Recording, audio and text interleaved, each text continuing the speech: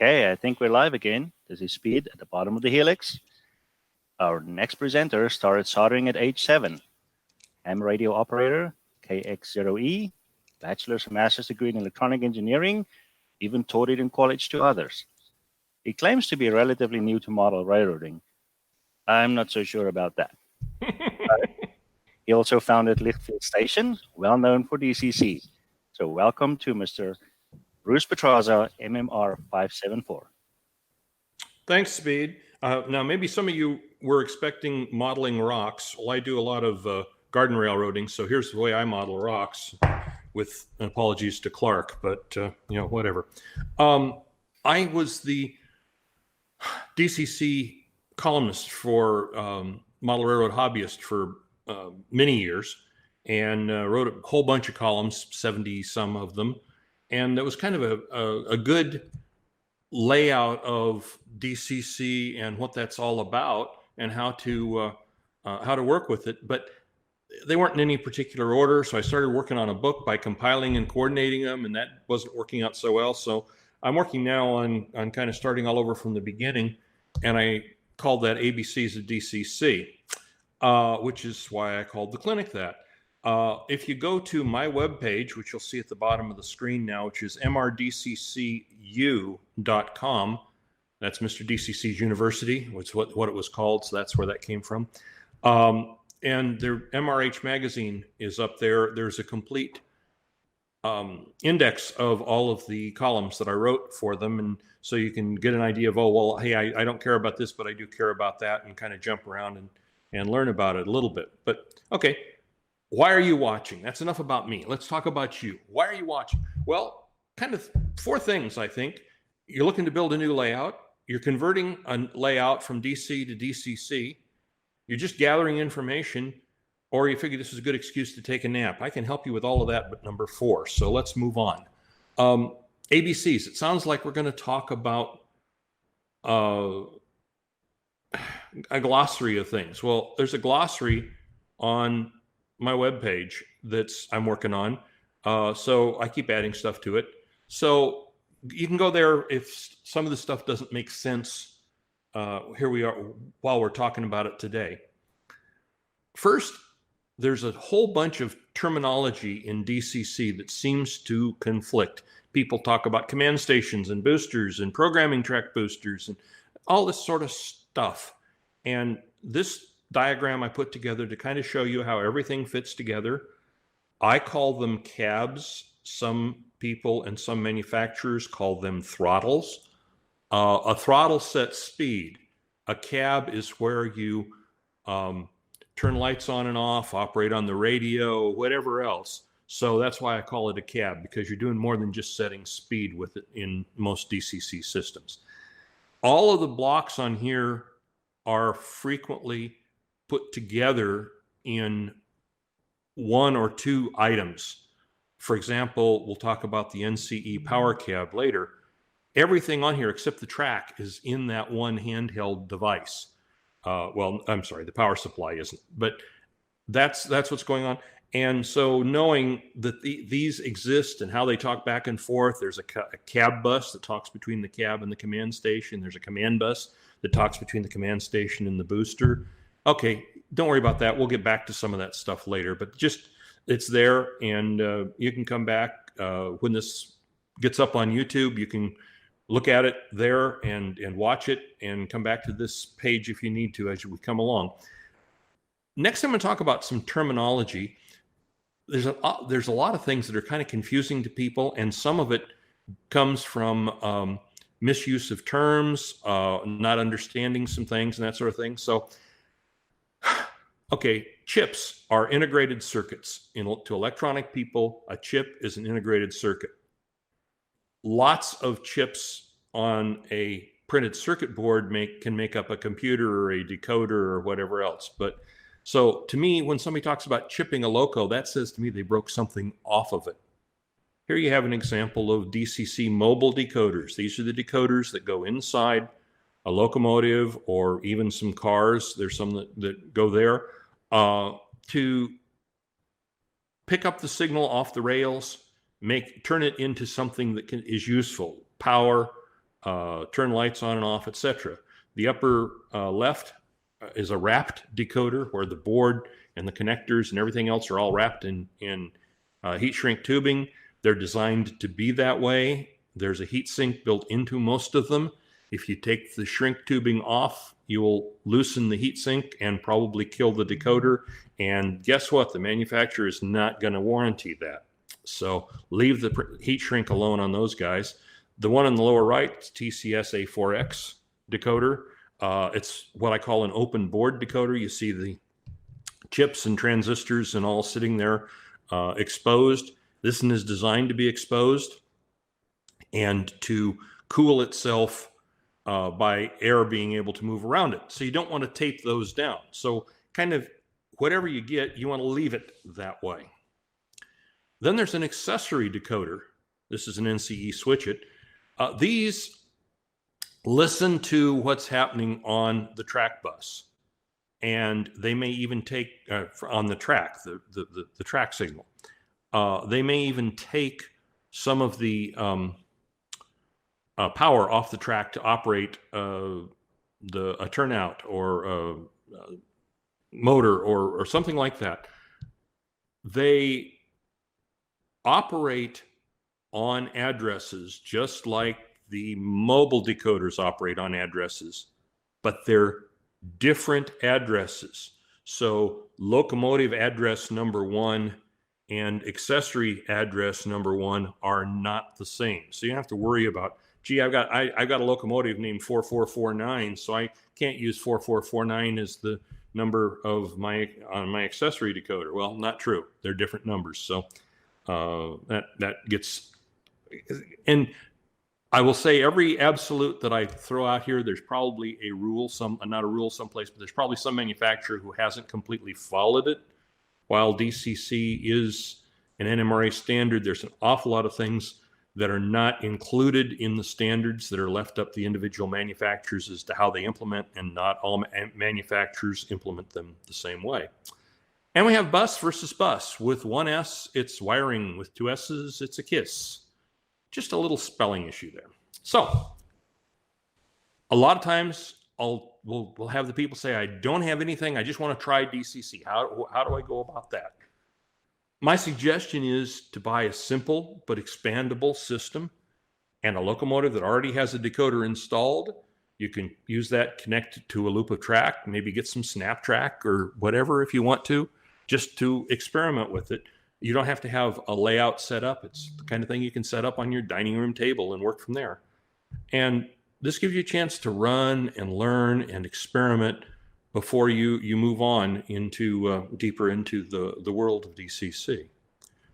Best time to plan for DCC is when you're building a layout and you've already got it, you know the size of it, and you have some parameters sorted out.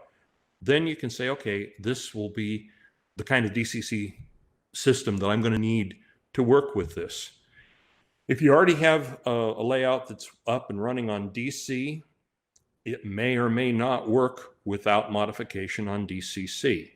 The biggest question is how consistently and robustly you did the wiring on DC, and we'll talk about that a little bit later. People a lot of times when they're starting out want to talk about, well, should I want to run both DC and DCC locomotives. Okay. My advice is pick one. If you're going to go with DCC, go with DCC. And then you get the thing, well, I got 850 locomotives. I'm not going to put decoders in 850 locomotives. Okay. Well, if you got that many locomotives that you're going to work with, maybe you want to leave the ability to run DC on your layout. My recommendation is that you fix it so that you can connect it and disconnect it. And so there's never DC and DCC power on the layout at the same time, because if they get interconnected, bad things happen. We'll just leave it at that. One fellow that I know was huge into N scale. He decided, this is about about 15, 18 years ago, he decided he wanted to get into DCC. And so what he did was he went out and he bought decoders he divided his locomotives into 3 groups, the A group, the B group, and the C group. He went out and he bought decoders for the A group and a DCC system, and he sold the C group and used that money to put decoders in the B group. And that's how he got from running DC to running everything on DCC. I recommend something along that line if that's what you're thinking about, or whatever.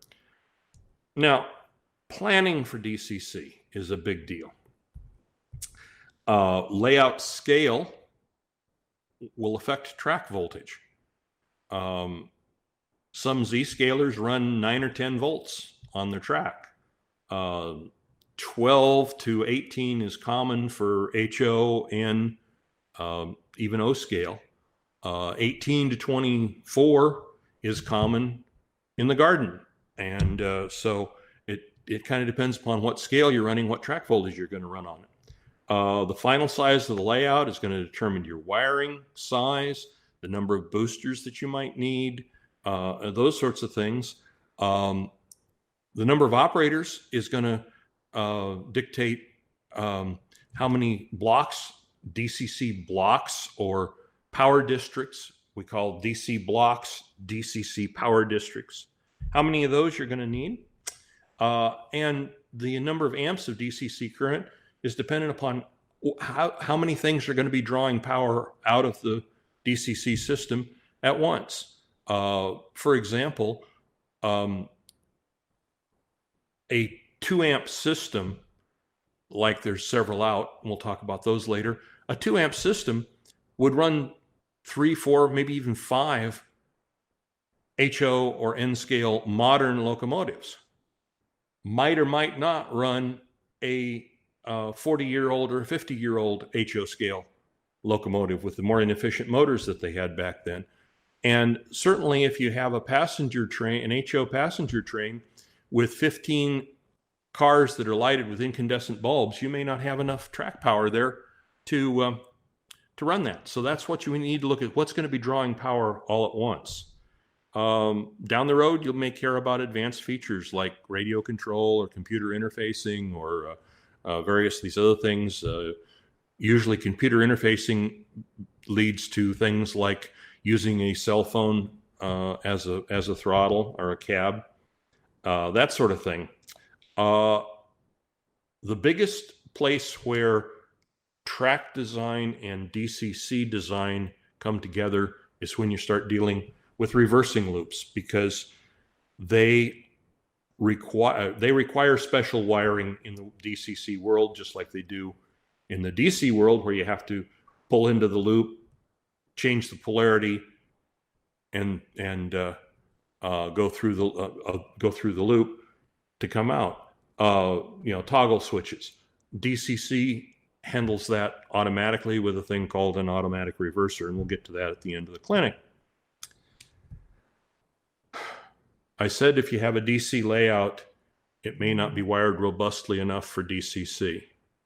Here's a little chart of wire gauge versus the maximum length of run. Now, this is an out and back number. In other words, I would run 12 gauge up to 50 feet long of a twisted pair of wires, 14 up to about 31 feet, etc. The different lengths there are because of the fact that you have they have the same amount of resistance. So if you ran 30 feet of number 14, you couldn't then turn around and run another 20 feet of number 16. You have to kind of add them all up, if you will. So you're going to have some distance, probably 8 inches or so inside your locomotive that'll be maybe 22, 24 wire. So that's going to kind of tap into the 50 feet of number 12, if you follow me through that. The reason for this is it's kind of esoteric. Power packs can run into a short. They don't do anything. Maybe they have a light on them that lights up that says you got a short, whatever else. They're designed to do that.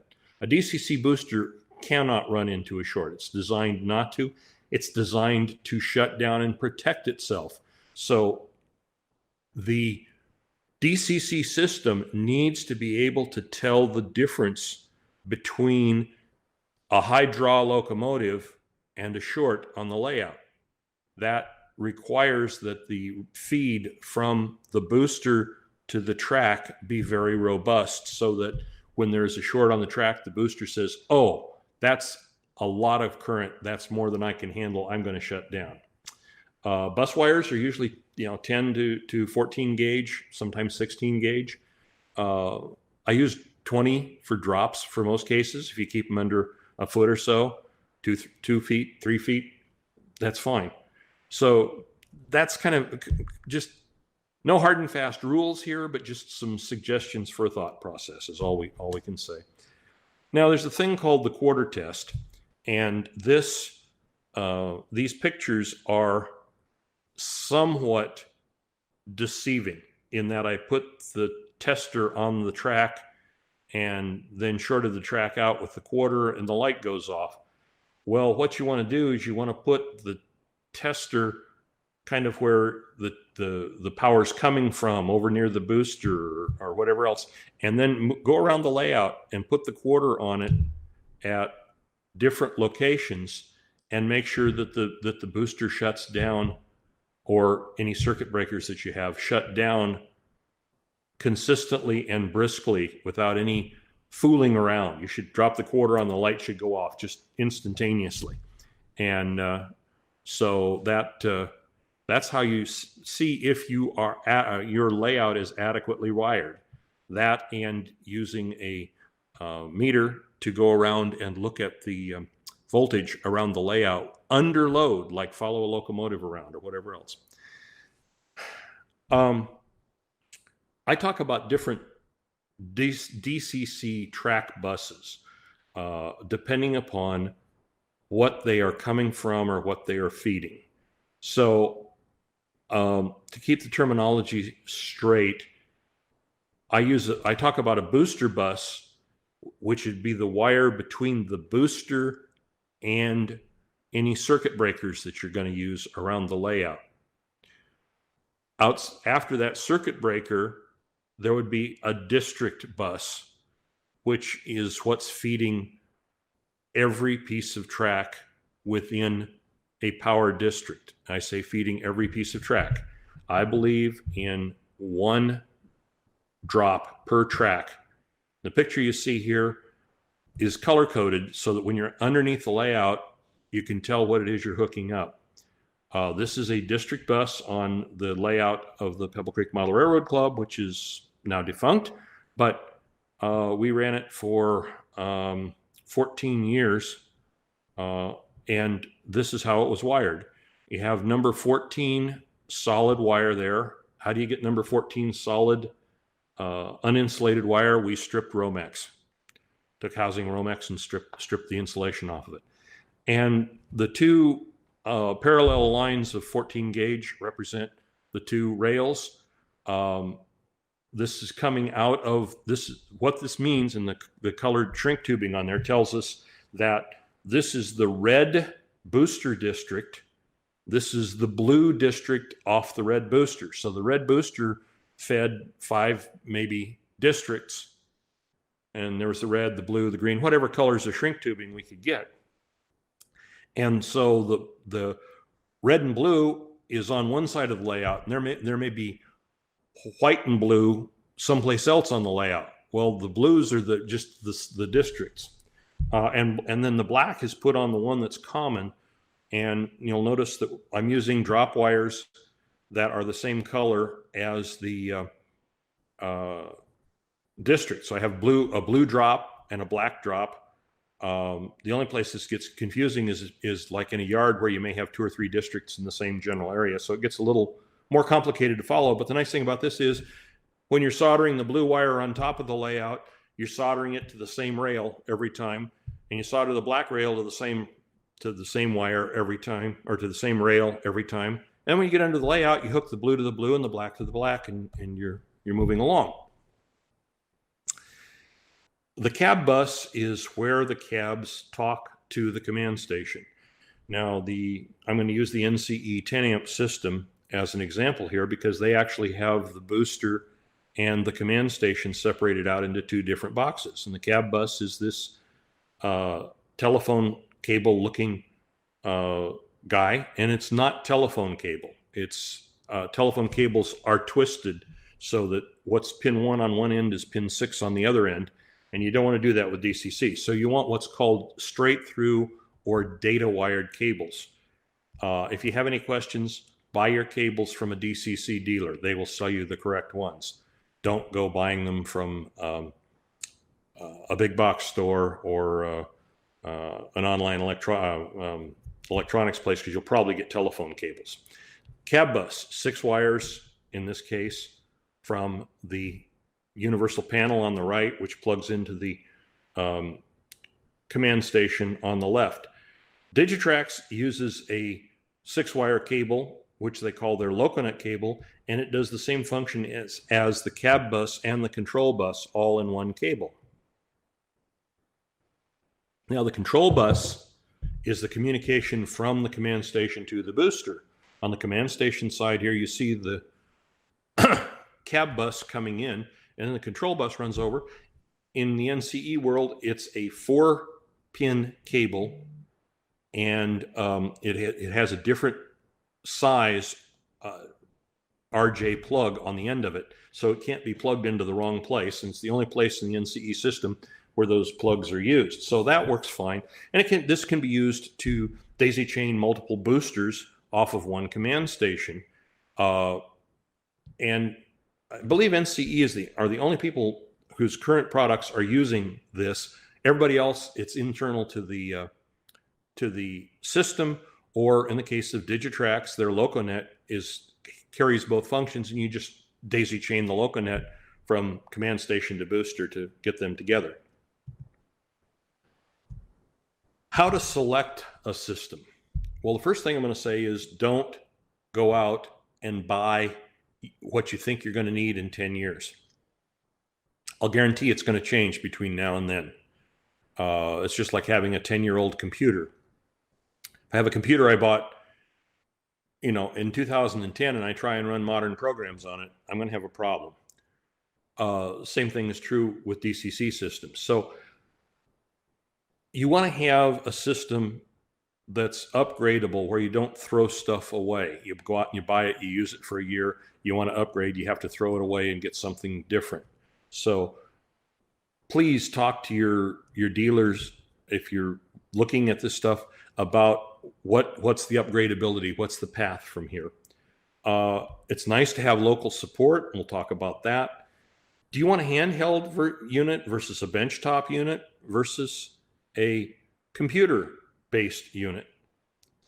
What are the ergonomics? How well does it fit in your hand? How well can you read it? And what kind of features does it have? So let's talk about upgradability.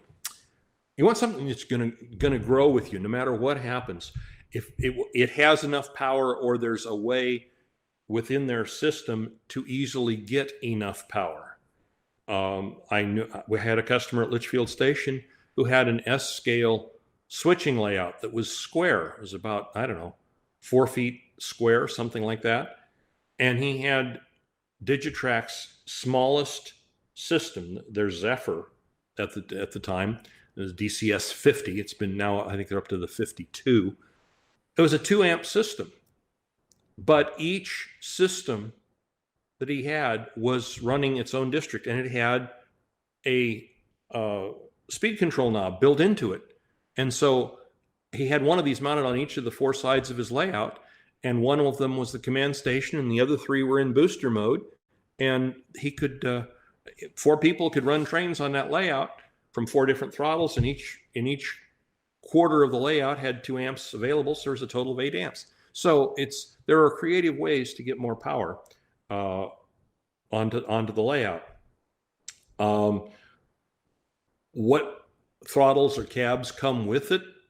What do you need to create consists? What do you need to program? These are the kinds of questions that you need to be looking at.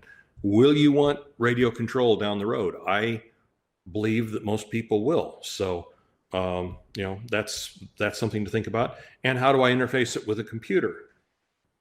We talked about support. Friends, okay, if you have people that you know, especially if they live close to you, who are involved with DCC, what system are they using? How are they using it? What help can they be to you? Do they really know what they're doing, or are they fumbling around? You may or may not be able to ascertain that quickly when you're first starting out. What about a club? Usually if a club has DCC, they have 1 or 2 or 3 people or a tech team or something or other else that know the ins and outs of the system that they're using. And those people may know the ins and outs of systems from other manufacturers. Every manufacturer is a little quirky about the things they do or they don't do or how they deal with it. I got a very common question at Litchfield Station. People would say, well, what's the best DCC system? And I finally evolved an answer. I said that DCC systems are like life partners. They all have their advantages and they all have some disadvantages. And the key is finding one that fulfills the needs that you have, whose disadvantages you're willing to put up with. And that's kind of off the top, but that's the way it goes. DCC savvy hobby shops. Well, those are getting harder and harder to find. Hobby shops are getting harder and harder to find. DC savvy ones are almost impossible. It was almost 20 years ago when I started Litchfield Station. I thought it was going to be a 5-year business because by then all the hobby shops would have figured out DCC. I sold it 10 years ago and it's still going strong. So, what can I say? There are online groups. If there's a Digitrax group, there's an NCE group, there's a Loc Sound group, there's so on and so forth, Soundtrax, whatever, TCS. That's a great place to get information. The problem there is if you ask a question, you may get 10 inconsistent answers, and 4 out of the 10 will be right within their own confines. 2 of them will be way out in left field, and which ones are which. Knowing that is a little difficult when you're first starting out. That's why the other 3 items are good things to have. Okay, these are 3 systems. The Zephyr that I was talking about from Digitrax is in the center there. That's the old 2-amp one that's been out for about 15 years. On the left is the NCE power cab, which I said is everything that was in that entire block diagram except for the track and the power supply is inside that handheld unit. And the Sprague on the right is a 2 to 3 amp system, depending upon which one you get. This is the Sprague 2, so it's a 2 amp system. And you'll notice it has a connector on the top, green connector to hook up to your track and to power supply, and a USB port on the bottom. It strictly works off of a computer program called JMRI, which is running on a separate computer. And this is great. This is great because this thing is, to use the old sizing, it's about the size of a pack of cigarettes.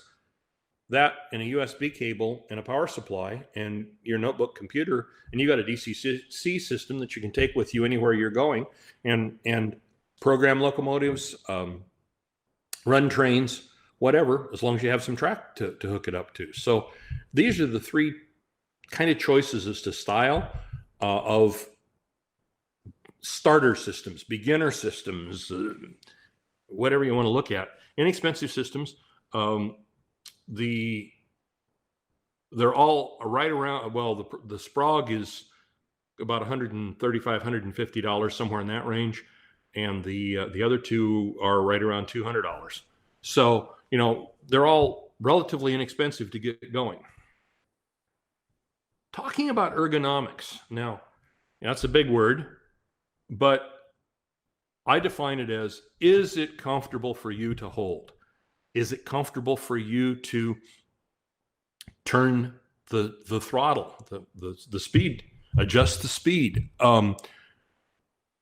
Back up a slide here. The NCE power cab, you see the speed control there's that whole box right underneath the 2 buttons at the top that says speed.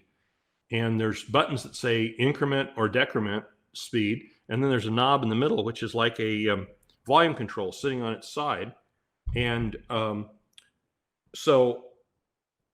but MRC made a similar cab, but it was a knob, and you couldn't turn it with your thumb while you're holding it. You had to turn it with your other hand. So that violated the ergonomics as far as adjustable speed goes, in my mind. Is it easy to activate the functions? You got all these other things, selecting things, start, stop, brake. What do you have to do at the end of the session when you're done with the loco? What does it take to build, alter, and clear consists if you're going to run diesel or multiple steam? How do you reverse the direction of a consist? How do you program it? And how do you access the higher functions? The systems, does it display track current? Does it read all decoders? Does it need a programming track booster to read back some of the decoders? Again, that's going to vary with things. And what was true 3 years ago isn't necessarily true today because the systems evolve and change. Finding a DCC savvy dealer. What kind of support do they give you? By phone, by email, by a visit? And if you find one that is doing a good job for you, please be loyal to that dealer.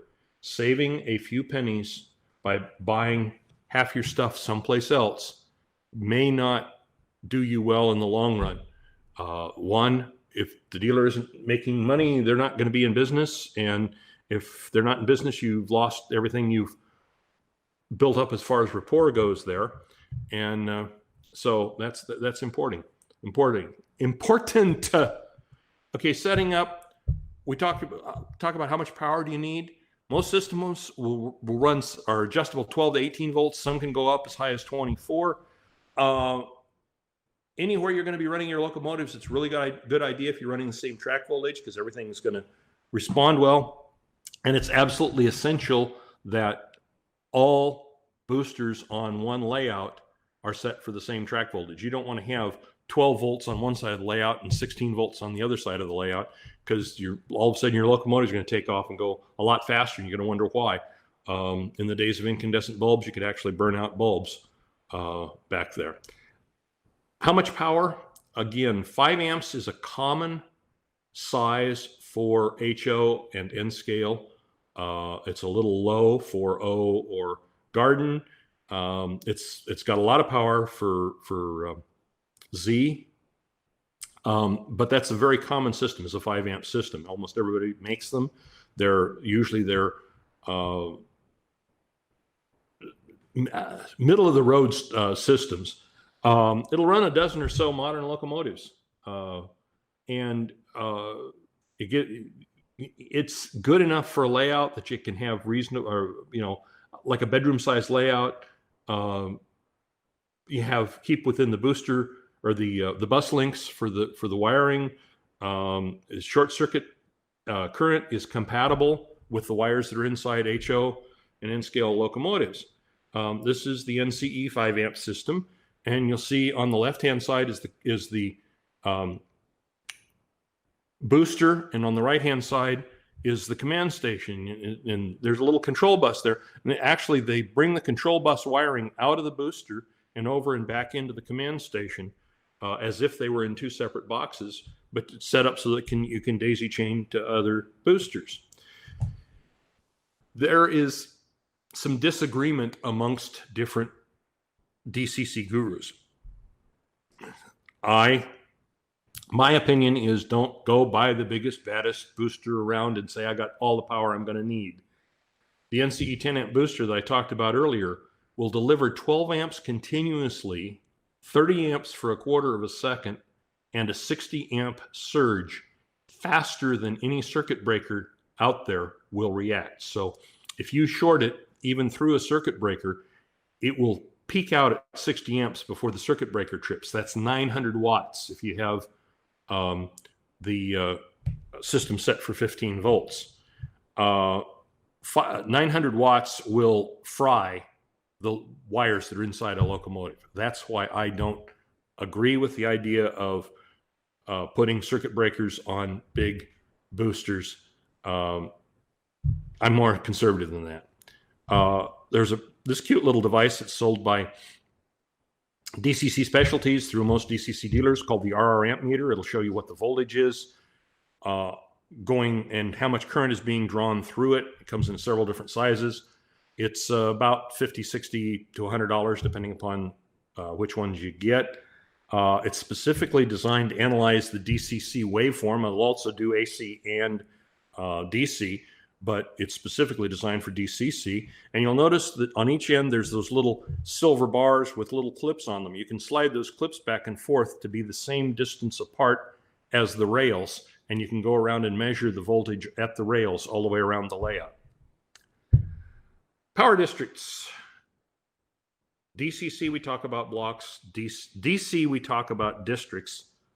Well, I get it backwards. Let's start over. DCC, we talk about power districts. That's the same thing as DC blocks, if you will, except you don't usually turn them on and off. It's a way of breaking up your layout into multiple sections for ease of troubleshooting or job separation. In other words, if I short out when I'm switching the yard, I don't shut down somebody who's operating on the main line. They can keep on running if you have your layout designed properly and set up properly. And then ease of expansion. You have a booster on phase A of the layout, and then you build phase B. You just put another booster on and keep on going. So it helps for expandability. Here's an example of circuit breakers. The top one is a thing called a PSX from DCC Specialties. The bottom one is an EB1 from NCE.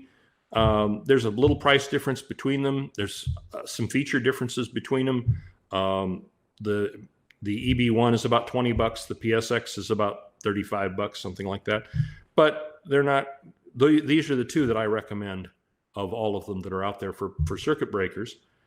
Another option is I had an NCE power cab. The design on the right was actually a layout setup that I had. These little boosters from Tam Valley, you can get a 5 amp booster that just all it does is hook up to the track signal, as you see on the drawing on the right, and the booster in the power supply is about $60. And so here I took an NCE power cab that was a 2 amp system, and I have 3 5 amp boosters going to 3 different districts. So I got almost 15 amps available on the layout on the track, and plus a bus to run my stationary decoders all at one. And it's not much more expensive than just good circuit breakers. And I didn't have to have a bigger booster. So it was actually cost effective going that way. Reversing section. This is a layout, my garden layout previously. The red line and the blue line are power districts. The green line is a reversing section. If you follow it around, you can go in going one direction and come out going the other direction. The big rule there is make sure that even the shortest way through it is is longer than your longest train. So that's the minimum size for a reversing section, because you don't want to be going in and coming out at the same time. This is DCC Specialties PSX AR. It's good for systems from up to 20 amps. Above 10 amps, it needs a circuit breaker. It's an auto reverser and a circuit breaker all built in one. What it does is it senses a short. It flips the polarity first. If the short doesn't go away, then it shuts down. So you get all the safety features of a circuit breaker and all of that in one. It's not the least expensive system out there, but I find it to be the most reliable and the best for people to use. And you're not going to have more than a couple of reversing sections on a layout typically. So that's it. So I'm done with that. Time to talk about questions.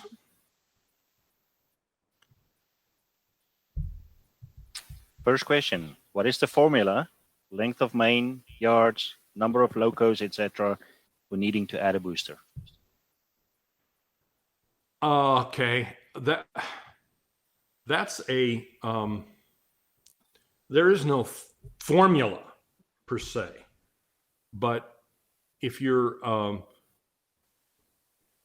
what you need to have is an understanding of how much current these things are going to draw, and add up the current of each of the different items.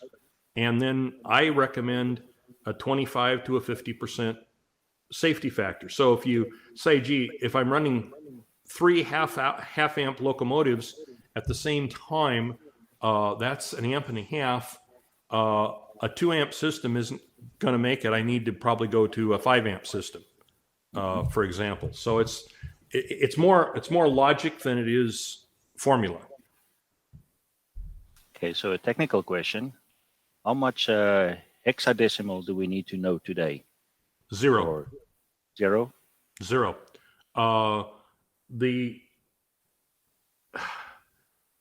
program called JMRI is available to do all of the programming for your locomotives. And literally, since I started using it about 15 years ago, I don't remember what CV value needs to be set to what to do what on which decoder. I just do it with JMRI. And so what you need for that is a computer interface, and a system that accepts it and works with it. And it's that straightforward. And one thing I will say on JMRI, it's a free program. It's a shareware program. I recommend that if people are using it and are happy with it, that they donate about $10 a year to the cause, because there are costs of running that, and if everybody doesn't pitch in, then a few people get stuck with the whole bill. Let's just hold there for a second. I saw the feed went down. Uh-oh. Okay, I think we're back up. Okay, someone's asking for connecting track power drops to the DCC bus. Do you have an opinion on using suitcase type connectors versus terminal blocks? I came from the computer and aerospace industries. I don't like insulation displacement connectors, which suitcase connectors are. I've never used them. The key there is to get the ones, don't get the cheap ones, get the good ones, like was it Scotchlock, I think is the brand name. Yes. And make sure that you have the ones that are correct for the size of bus wire you're using and the drop wire that you're using. I use terminal blocks. I crimp and I solder the lugs onto the end of the wire. It's it's a belt and suspenders kind of deal. Okay, and then last question. Only what is your one more? personal view on the 1156 tail light bulbs? I personally dislike the concept. I wrote the column for Model Railroad Hobbyist for a long time. Joe Fugate loves them. The issue there is you're not limiting, you're limiting the current through the short, but you're not eliminating the cause of the excess load. So, a 2 amp bulb, and if you've got a wheel wedged in a turnout, you're going to be drawing 2 amps through that wheel as long as you run. And so, if you don't notice it, you can come back after, go to lunch and come back and have put a lot of heat into that wheel, and potentially, especially if it's a plastic truck that it's in, potentially have warped the truck just because you didn't shut the power off. I have some personal experience with that, where when I came back to the engine, the whole plastic thing that goes around the wheels was sitting melted over the turnout. The truck frame. Truck frame. Yeah. As I said, I believe in one drop per length of track. I don't believe in using the track joiners as part of the conductivity. If you solder them, then you don't have expansion room. Now, I will go as far as like taking 2 3-foot sections of flex track and soldering the connector between them and running the drop up and then leaving the wire across so that it bridges that connector. But every other connector there's no drop, and there's no connection, so that they can expand and contract with temperature and humidity. Now, here in Arizona, we don't get a lot of the humidity, but we get a lot of the temperature. Yes. Okay, we got a few more questions. They're coming in now fast. Uh-oh. I have a Bachmann ON30 10-wheeler with factory installed decoder. Some of the addresses seem to be non-standard. Example, master loco sound volume. Is this just me, or do manufacturers stray from standard addresses? There is no standard address for volume. That is, if you go to the NMRA website and look up S19, I think it is, yes, the standard, S9, the standard for DCC, you'll only find about 10 CVs that are defined as what they will mean. Long address is 2, the short address is 1, CV29, which sets the personality of the decoder, is 1, but that's it. I mean, it's that simple. Every manufacturer is different on those things, and that's why I love JMRI, because JMRI knows that if I say I want to raise the volume and it's a Bachmann ON30, it knows that it needs to change CV number 125, whereas if it's a Soundtrax decoder, it's CV 123 or whatever they are. I don't know. As I say, I don't remember them anymore. I don't have to. And that's where it goes. And the other gotcha is that if you say, I'm going to set my acceleration CV to 10, different manufacturers will give you a different acceleration curve with that CV set to the same number.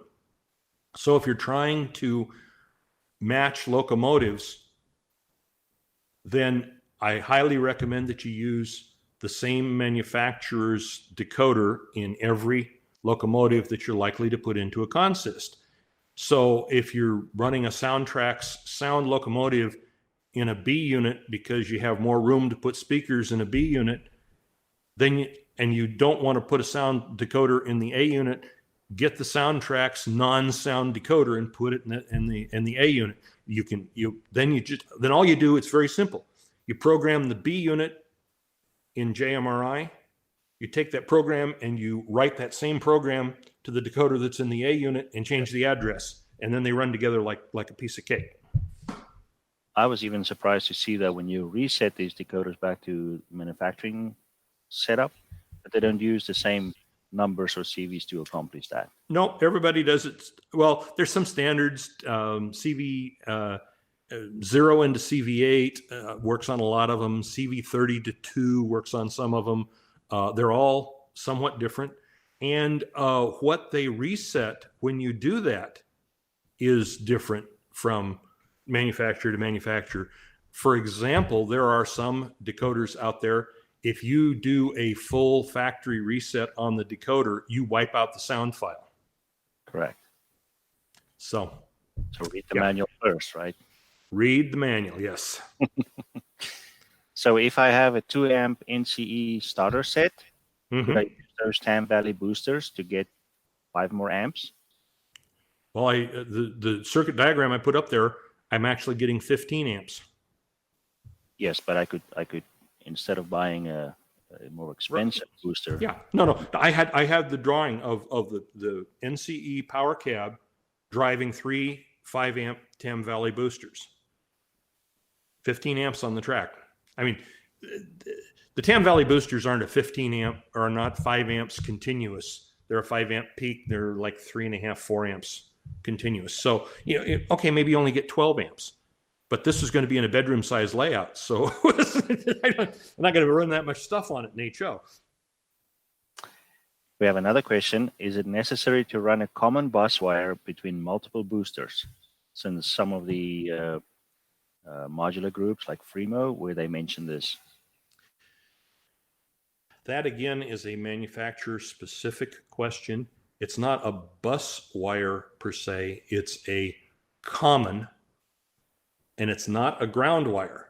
And the manufacturers, because it's not supposed to, in most cases, and again, read the manual, in most cases, it's not supposed to go to earth ground, like to the center pin on the power connector. But for example, if you have two NCE boosters driving two separate power districts, and the two districts meet on this piece of track, and you don't have the frames of those two boosters connected with a wire of appropriate gauge for the distance. So you're looking at, a 10, 12, 14, maybe a 16 gauge wire between those two boosters. Your locomotive will come down and it'll hit that, and it won't go anywhere.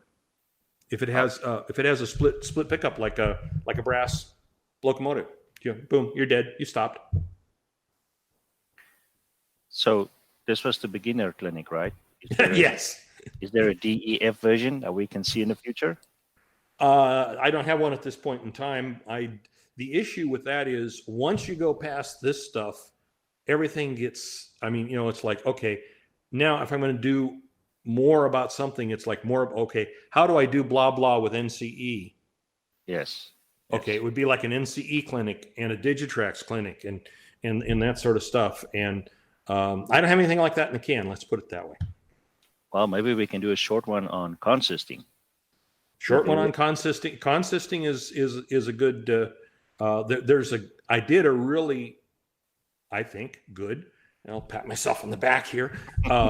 Article on consisting that's on in NMRAx. One of my columns. I got into how to do it for every manufacturer and the advantages and disadvantages of all of those. So people are interested in consisting, I'll send them out to that. And if people think that that's something worth a clinic, I'll see what I might do.